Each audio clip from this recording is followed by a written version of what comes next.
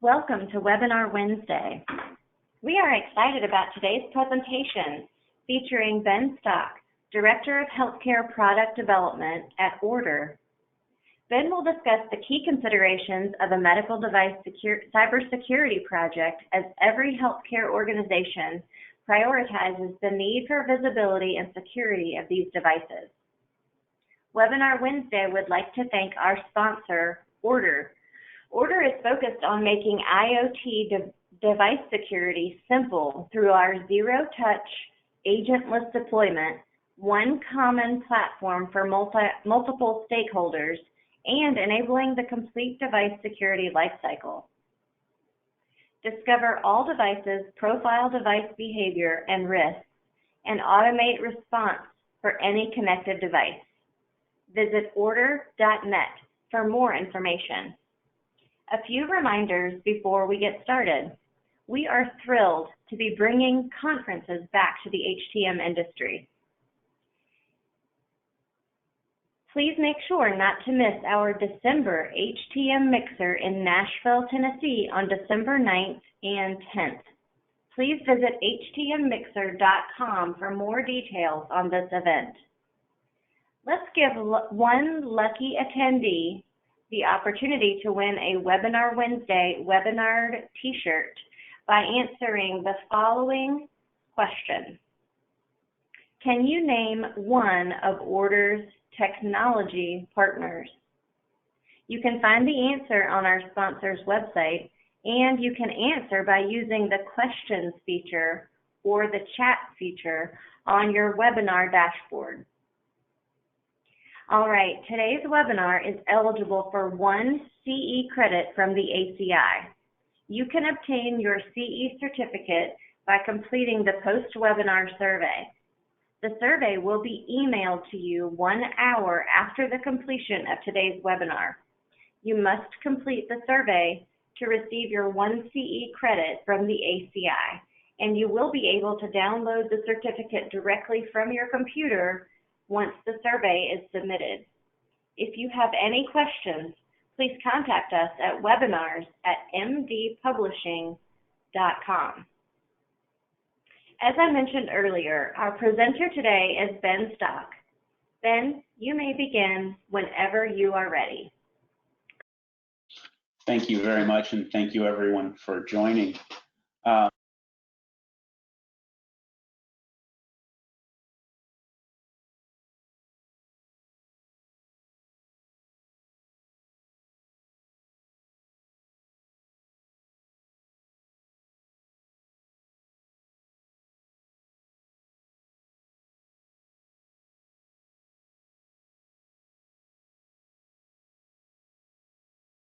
I apologize. Let me start over. Thank you all for joining us today. Another real brief introduction. What we're going to be looking at is IoT and IoMT tools and how we get leadership to understand their value and create an ROI and a model that they want to fund in this ever-growing lack of capital we see with all the diversity and things that we're having to overcome in the recent months.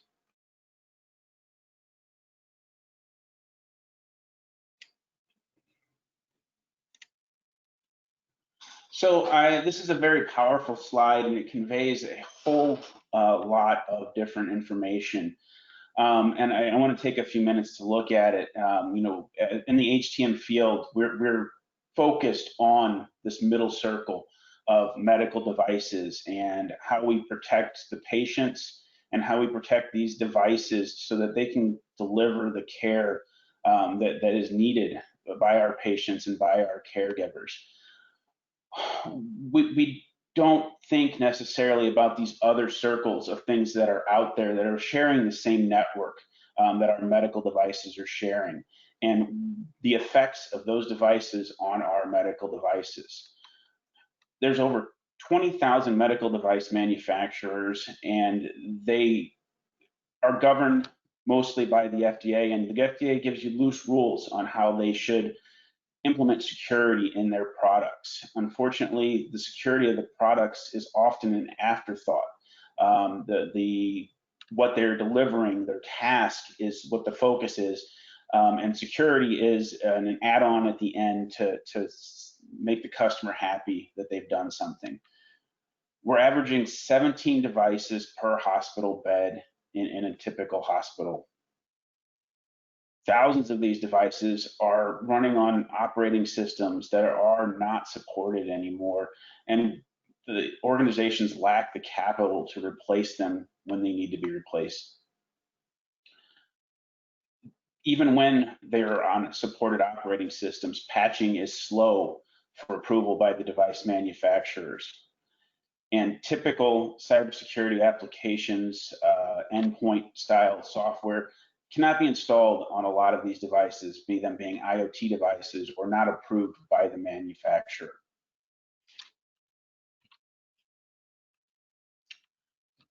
Quick slide to briefly go over some of the things that we're dealing with in this industry. Some of these are older, some are newer. Some are very rudimentary brute force attacks using passwords that are widely known throughout the industry.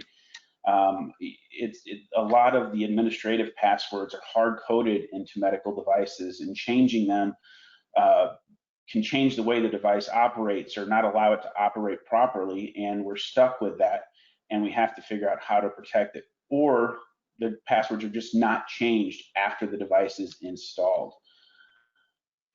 Things, although highly unlikely, like hacking a cardiac pacemaker, are things we do have to think about, even though it's a slim possibility we'll see them.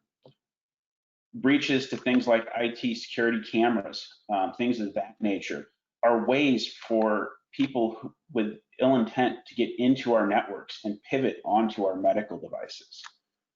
Smart TVs, you don't think about this in the medical environment. But recently I implemented a new hospital, and there are two smart TVs in every room. Not only are they smart TVs that have microphones in them that could listen, they're conveying information to the patient about their stay, lab results, EPHI that could be compromised if for some reason that smart TV were hacked. Ripple 20, although been known for a while, a lot of devices on your network are still susceptible to this, and knowing those is the first part of the battle in trying to address the vulnerabilities. Ransomware, not on this list, but in the front of our minds in these days where we're seeing it prevalently in the healthcare environment, is something that we have to be aware of. Ways to keep it out, what to do if something does happen, and how we quantify the results of what that could do to the organization. The life cycle of a device and how we protect it it's pretty basic, but the tools that we need aren't there or are not purchased by our organizations. What devices are connected? HTM's been looking and inventorying devices as long as I can remember. We're really good at getting this information into the system, but there's things that are very difficult to keep track of.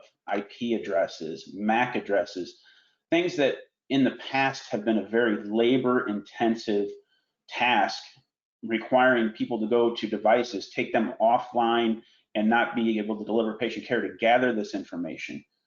Are we updating this information every time we do PM cycles as the revisions of the software change, as the OS gets patched? Are we capturing that information? Capturing a baseline of what that device is doing.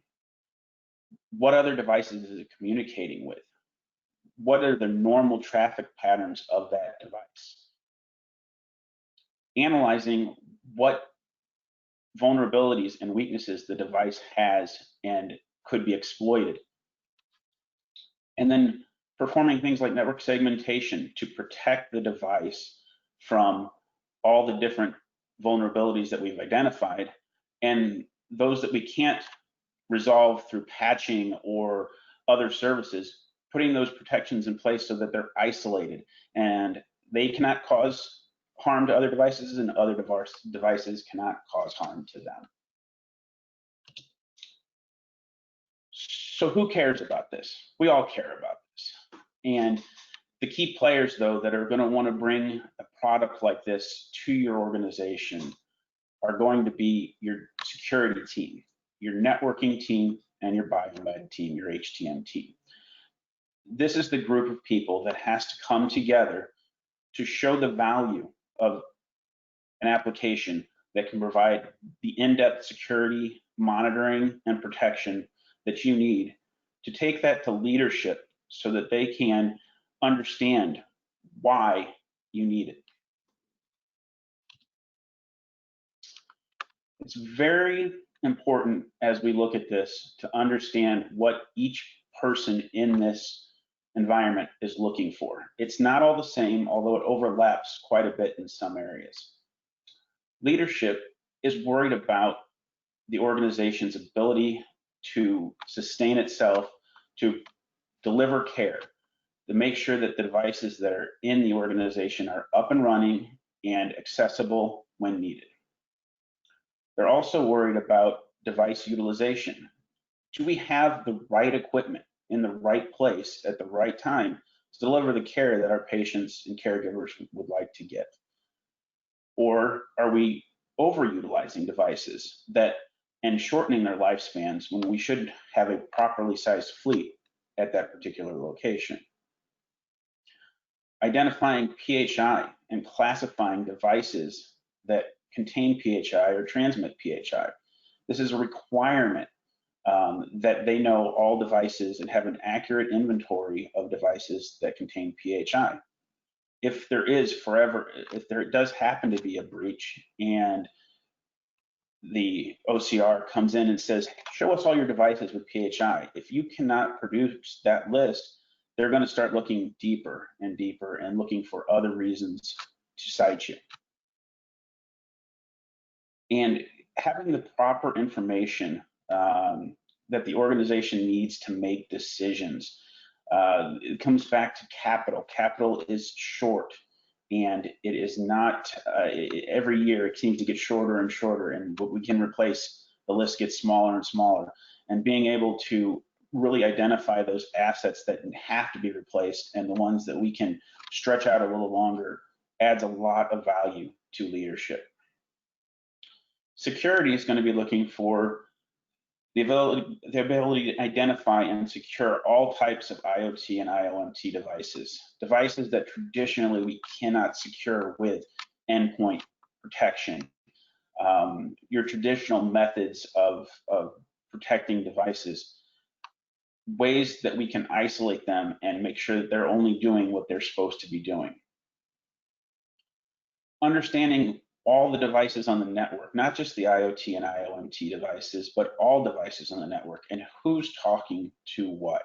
And is that needed, not needed, or is that someone who's coming in from the outside or someone internally that could be adding risk to your organization?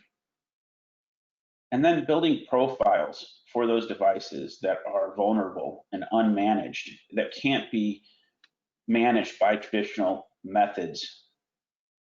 Building those profiles that are easy to implement and protect those devices. Network services is worried about the ability to create network access control policies that are easy, that work, and that when implemented don't cause problems. The ability to create those tools across multiple systems and have multiple different strategies for protecting devices. What's good for one device may not work for another device and may need to be modified or changed just so that that device functions properly. And as I touched on a second ago, NAC policies that work the first time and do not require interaction and modification and testing every single time you want to protect a device. You have to be confident that the policies that are created from your system are going to work and are going to work the first time. Clinical engineering to help in maintaining an accurate inventory of your IoT and your IoMT devices. This is critical in that we don't need to be going out and re-inventorying devices as changes are made. As if you're dealing with a device that's on DHCP, traditionally we would not know what the IP address is. But if we can obtain that IP address and automatically bring it into the CMMS, we can have accurate information in real time. Keeping track of devices with vulnerabilities and recalls automatically, not having to manually produce work orders for vulnerabilities, not having to take a recall and identify all the devices and create recall work orders, but to have a system that can do that for you and give you those valuable minutes and hours back into your day. And then the understanding of how these devices are utilized. When are the key times of day that devices are being utilized? You know, are your ultrasounds on Wednesdays not being utilized from 8 to 2 in the afternoon generally? And is that a good time to perform preventative maintenance? All that information is extremely valuable day to day for the HTM department. How do we quantify this to these teams so that they understand why we need this and the value that it provides to the organization? Leadership is going to find utilization data very helpful when making decisions. Do we have the right equipment? Is it in the right place? And do we have the ability to relocate devices before we spend capital on them and utilize our valuable capital for stuff we don't need at that point in time? Extend the life of devices. Devices with outdated operating systems. If we are able to protect them and accept the risk and reduce the risk level, we can extend the life of that device, not have to remove it from the network or replace it with a more up-to-date device. And the reduced risk of PHI exposure, EPHI exposure. This is a very costly for organizations, both for the fees that can be charged if you do have an exposure event, and for the reputation of the organization and the untrackable hits that are taken when your organization becomes affected by a situation like this, when customers don't have faith in your organization anymore. Security and IT. Detecting vulnerabilities, identifying vulnerabilities, and tracking the remediation. This is a very time-consuming task, and traditional methods for tracking vulnerabilities through scans that are intrusive to the devices that could cause harm and cause the device to become unusable for a period of time or need to be rebooted are not ways that they want to do this. So having a non-intrusive way of identifying these vulnerabilities, and not only identifying them, but tracking them as they're remediated, is a very valuable part of the system. Monitoring what they're doing, adding devices, as knowing that devices are reaching out to bad websites, knowing that your medical workstation that is used for 3D reconstruction and X-ray is being used by night staff to go to websites that the traditional desktops won't let them go to. Identifying risk and quantifying them. This is the key to your ROI for security and IT. Missing patches and unmanaged systems. This is something that every security and IT team struggles with, is identifying where patches are installed. It's managed pretty well on managed systems, but they have no insight on unmanaged systems, and it can be a very manual process, taking hours of time out of their day that they could be doing other stuff. Same with outdated operating systems. You know, as they get fixed and updated, is the list being updated if the equipment was updated or if remediations were put in place?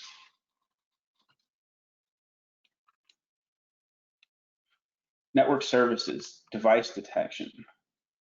Passively, as I mentioned before, identifying devices on the network without having to take the risk of an active scan that could cause harm to the device. classifying the devices as medical devices so that we know where they should be put on the network and how they should be handled. Visibility to what they're doing. This is an overlap, but the visibility is different for each individual group on what they want to see. And then the key here to an ROI calculation for network services is the amount of time it takes to implement NAC policies. The segmentation of devices can take a long time without the proper tools or the proper information from the vendors, which are hesitant to provide this information, or research on your part from the organization to determine how the policy should be built. Giving that time back to the network services to be doing the things that they really need to be doing is invaluable. HTM. Accurate information is critical to the HTM department. It is also very time consuming to gather. So reducing that time to gather that information allows the technicians the time they need to perform PMs, to perform the repairs, and ensure that the equipment is in proper working order.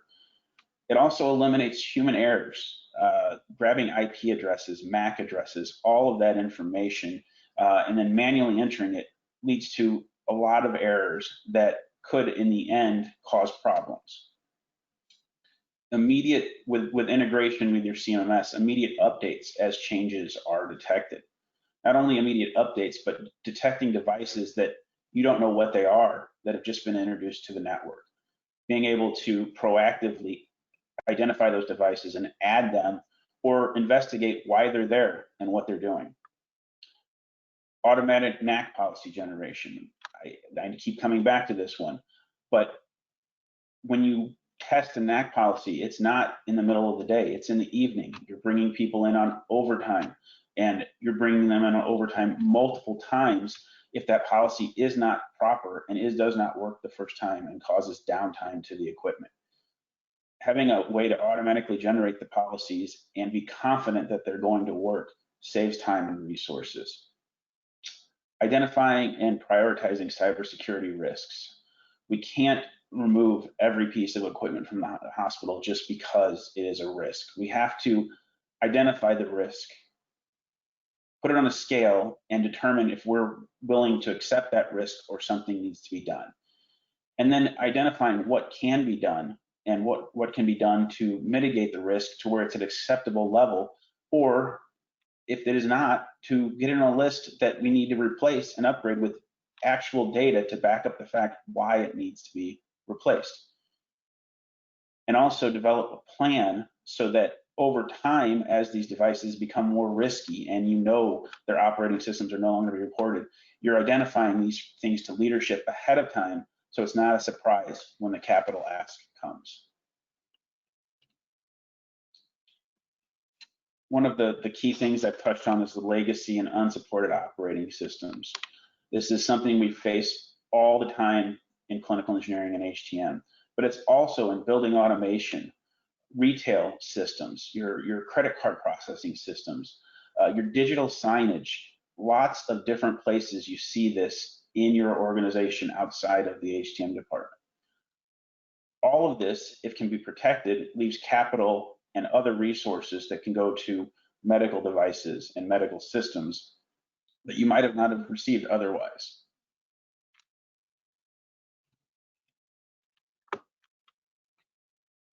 These OSs can be discovered automatically. They can easily be tracked and flagged so that they know it can be addressed. And then security policies can be built around each individual device or a group of devices so that that group or that individual device can remain active and functioning in your organization. So how do we quantify all of this? There's multiple things we need to look at. An outdated operating system, replacing that equipment is a pretty easy one to figure out. But if you have 20% of your medical devices or 25 to 40% of your workstations that are on outdated operating systems, this is not something that can just be replaced with a small capital ask. It's something that has to be done over time. So quantifying how much you have that needs to be replaced, how long you can extend its life is a great way to provide ROI on a project like this. Beyond capital cost, protecting those devices that are out there is also another way. The cost of downtime can be calculated and based on different devices in your system could be quantified to show what even a day of downtime could cost in revenue. PHI exposure can be calculated. What it would cost if your organization was attacked and information was lost. Based on how many records you have, the exposure to those, and how much it costs per record, you can create a breach cost. This does not account for the reputation of the organization. That can also be quantified with some work to determine, the long-term effect of a breach on the organization and what it will cost the organization in lost revenue.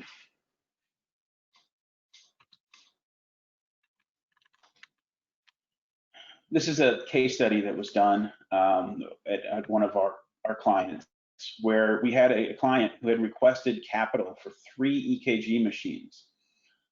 After identifying the need for the EKG machines, they asked, do we really need them? And looking at utilization data, they found that they had 9 in their inventory. 5 of the 9 were used less than 10% of the time.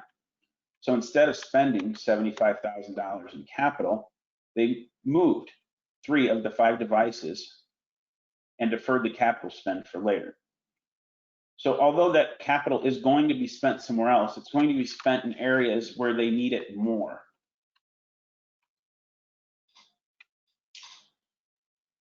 Another real life example was a POV that was done, and the question was, do we have enough infusion pumps? And are we using them properly? So rather large organization, 14 hospitals, done over 30 days, and a little under 3,000 infusion pumps were discovered.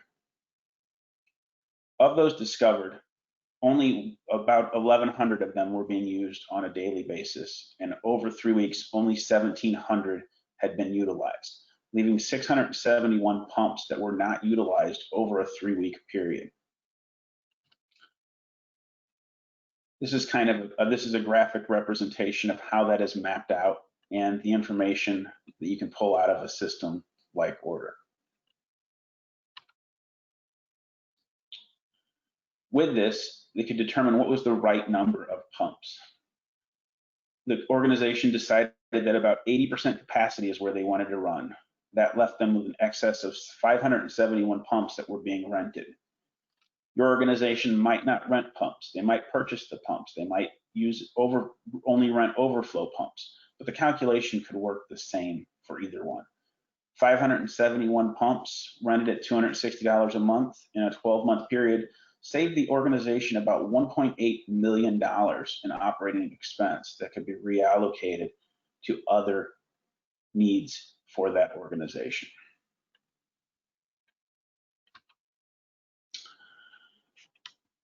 With an IoT discovery tool, you get more insight into your network. Before you have one, you can see things like your MAC and your IP address at the network port. But after you have one, you get much more robust information. You can see MAC address, IP address, yes, but you can also find out what the manufacturer of the device was connected. You can find out the model, serial numbers, what operating system it's running. Is it communicating PHI across the network? Does it have known vulnerabilities or FDA recalls open on it? And where it is on the network, is it on a segmented VLAN? And it's not only for your medical devices, it's for all your IoT devices, your security cameras, and other things that IT supports like Zebra printers.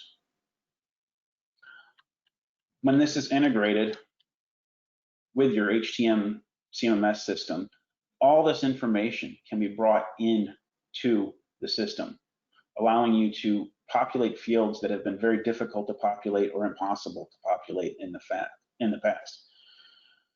When there's a software update version, it's automatically sent to your CMMS, allowing for information to be accurate and timely and not have people entering that information every time something occurs. Fleet insights that we've talked about before on the previous expense. Do we have the right amount of equipment? Is it being utilized? Is it being overutilized or underutilized? And the device usage detail that will allow you to do things like schedule PMs on a time when the equipment isn't needed or isn't in use are valuable tools that can be provided.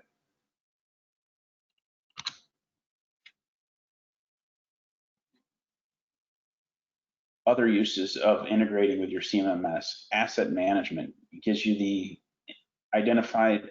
can identify unmanaged assets, things that you don't know are on the network that should be managed and should be identified. Enforced onboarding processes. This is a big one.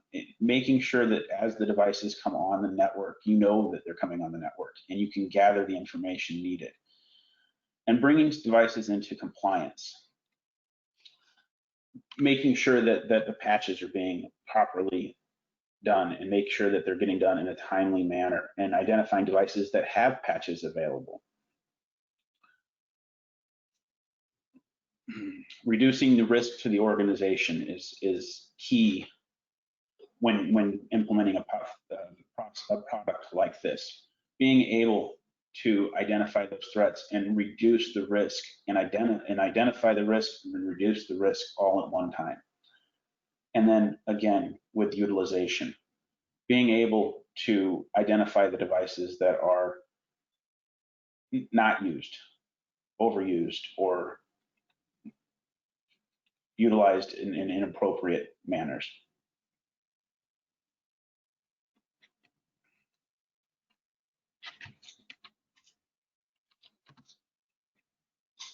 So Ordr has the ability to provide this service via a small, lightweight appliance for free for 30 days.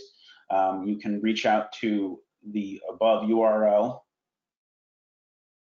and sign up for that. And very easy, simple, little information is needed. And that is the bulk of my presentation. Thank you very much. And I would like to take questions if they are available from the audience. Thank you so much, Ben. Let's see what questions we have. Let's start with this one. And also just a reminder to our audience, if you would like to ask a question, please use the questions feature on your GoToWebinar dashboard. Our first question is, who should be the overall owner of an application like this? That's a great question. So in general, there's a couple ways to look at this. The owner of the application, it's going to depend on the organizational structure. If the HTM department is structured in a way that they have dedicated resources for cybersecurity and the ability to support an application like that, it could be very easily housed in the HTM organization. If they do not, the owner of the application like this, in my opinion, should be the security team. They're going to be the ones that are going to be the governing body over risk and what should be mitigated, what shouldn't be mitigated, and how it should be mitigated. So that is where the ownership of the product should lie.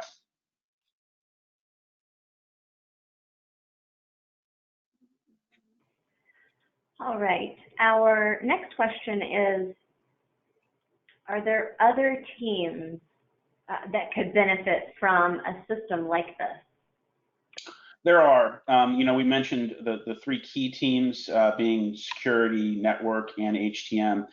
But because a product like this not only identifies IoT and IoMT devices, it also identifies your traditional desktop devices, teams like just the general desktop team, if they're using an ITAM, an IT asset management tool, and it is not populated with data, that data could also be populated into a ServiceNow tool, so that the desktop computers could be identified by their workstation name, but then also give you a robust amount of data into that system, so you truly know what your inventory is, what's online at any given time, and where those devices are located.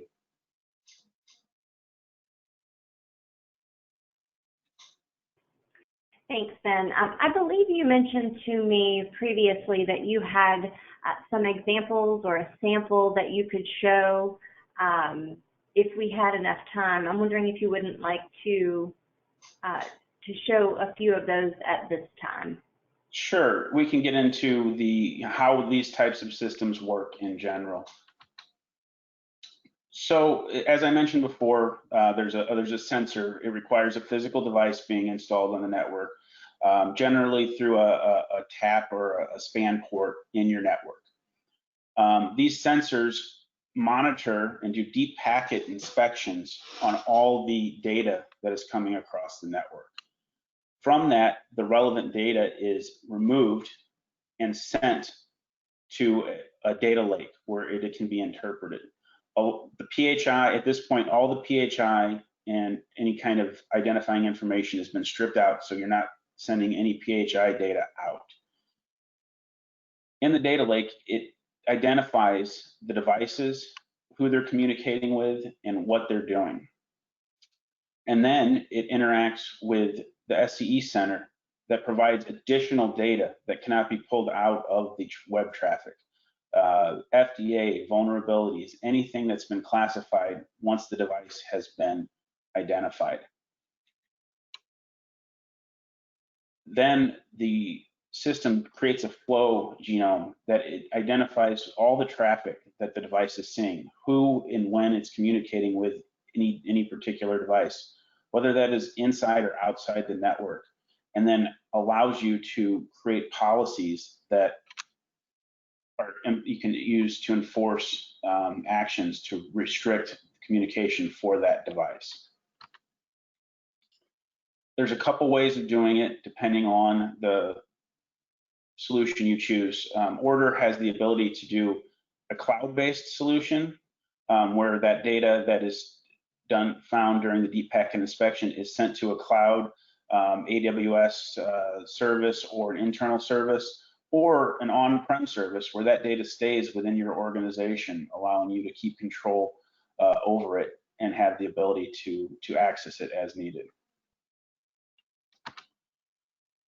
The devices are identified and classified and categorized, so you can easily see how many monitors you have, how many iStats you have, how many of each particular medical device you have, and you can easily drill down in each one of these classifications to see different information about each one of the individual devices. And all of this is automated with very little interaction from the end user. The device is identified, classified, and categorized automatically using machine learning and AI technology. One of the real key things that we've been seeing is things like Amazon Alexas on the network.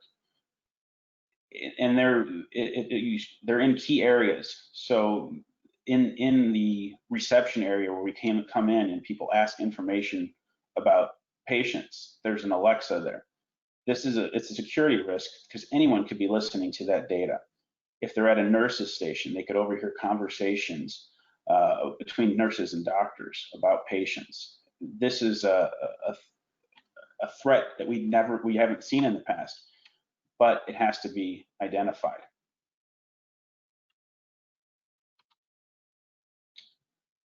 This is an example of the baseline communication that you can see, identifying the end device, its internet traffic, and what is normal and what is not.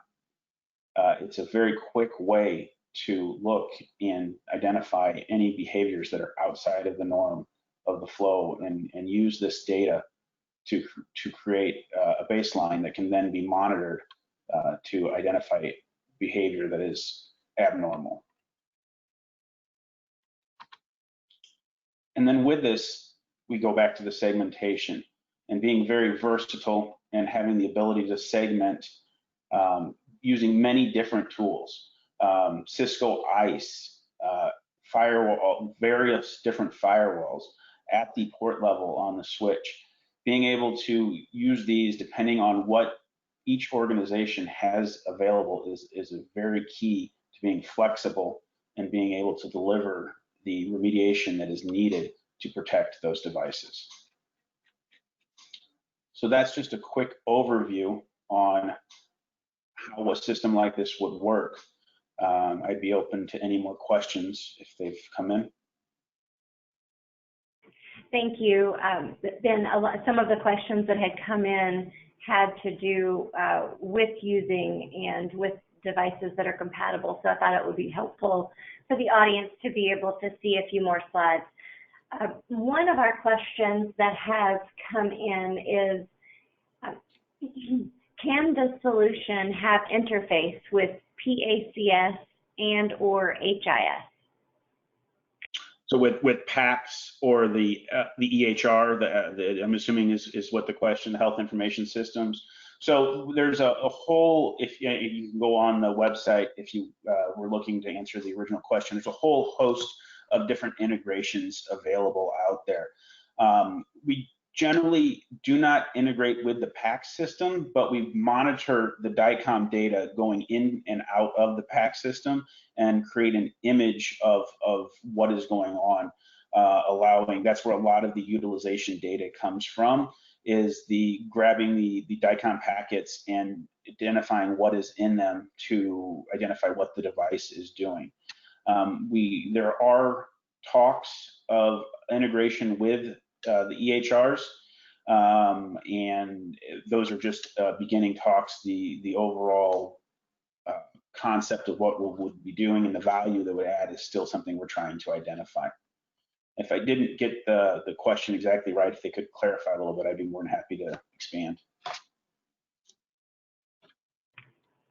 All right, our next question is, can this work with wearable devices or devices outside of the facility?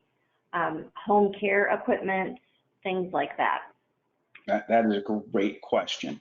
Outside of the facility, depends on how far outside. So if we're talking clinics, things that are connected to the same network, yes, absolutely, the solution can see those packets, do the deep packet inspection, and understand what's out there. When you get to home healthcare, it truly depends on how the configuration is set up. A lot of it is coming through a VPN, and it can be very difficult to discern what it is. We're also seeing the same problem with work from home, with workstations that are now coming in from home through a VPN. Determining what is on the other side of that VPN is inherently difficult because that's the whole purpose of the VPN, to protect. So I know it's a long-winded answer. It is something we are working on, and as home health has expanded through this crisis, it is something that we know needs to be addressed. But at this time, it's not at 100% yes, we can see everything in the home environment. What was the second part of that question?